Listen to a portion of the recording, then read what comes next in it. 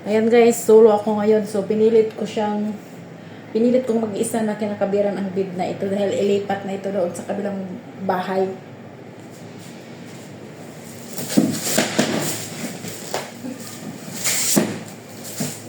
Wala akong kasama. Kaya, sinusulo ko ito ngayon.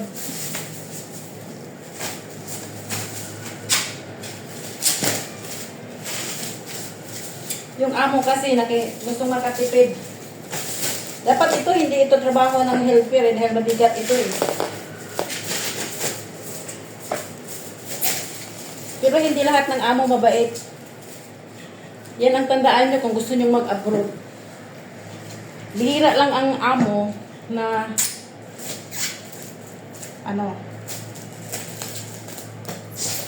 mahirap.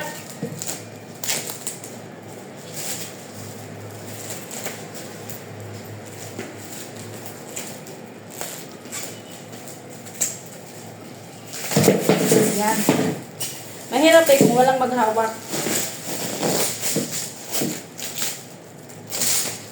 Kaya yung buhay namin na OFW, kung hindi pinahalagahan ang pera pagdating sa Pilipinas, talagang wala nga. Kaya ang sinasabi nila na noon, yan ba ang kamay ng may asawang abroad? Akala siguro dito nag-ano lang kami, yung nag-sitting pretty ba? Diyos ko! Subukan nyo!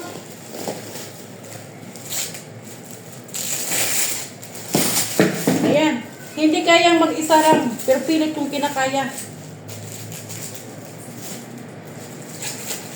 Ang akala ng amo, okay lang. Pag siyang magsasabi, easy yan, easy, very easy. Subukan niya, kung wala siyang lakas, easy. Talagang easy. Ang kapal ng mukha eh.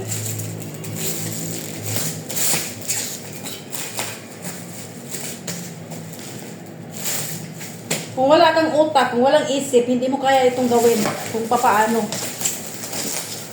Kaya kung mag-abroad kayo, yung brain niyo wag mong iiwan sa Pilipinas dahil kawawa talaga kayo, give up talaga kayo. Uwi kayo ng Pilipinas na mahirap pa din. Tingnan mo, ang bigat itong kama na to. Akala niyo magaan lang ito. Mabigat ito, guys. Mabigat ito, pero pinipilit ko dahil wala akong kasama, wala yung mundo eh. At kahapon, pinagalitan pa kami. Dahil ang ano niya, siya ang tama. Siya ang may isip, pero hindi niya alam. Siya kaya gagawa nito, kaya niya. Ginawa niya yung sa pintuan ba? Nagpalit ng susi. Pagkatapos baliktad yung pagkano, hindi talaga. Ayun, may nagtawag siya ng tao. Hindi, ewan ko kung binayaran niya yun. Parang libre pa din. Mahilig siya sa libre.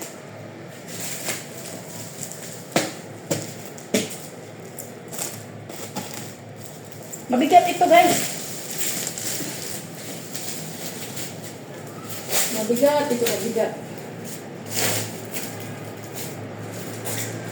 Buti nga eh. Mabuti nga, 54 na ako, pero kaya ko pa rin makipagbardagulan sa mga medyo mabibigat na bagay. At saka okay naman, stable naman yung katawan ko, yung blood pressure ko, everything stable naman. Okay? Kahit nga sa tulog ko, lagi akong puyat, pero energy pa rin, okay? So kayo, kung gusto nyo mag-abroad, kailangan buo ang loob nyo. Huwag yung naiingit lang kayo dahil yung buhay OFW po ay napakahirap. Marami kang intindihin. Amo. Mga anak ng amo. Kung 3 ang anak ng amo, Diyos ko, mababaliw ka guys. Mababaliw ka. Kaya kailangan ko mag-abroad ka. Nandito lang yung pira. Pero kailangan lakas ang loob mo. Buo ang loob mo. Kailangan mong tanggapin kung ano man ang mangyayari. Lahat-lahat. Dahil package po yan. Kasama yan sa kontrata. Naintindihan nyo? So, wag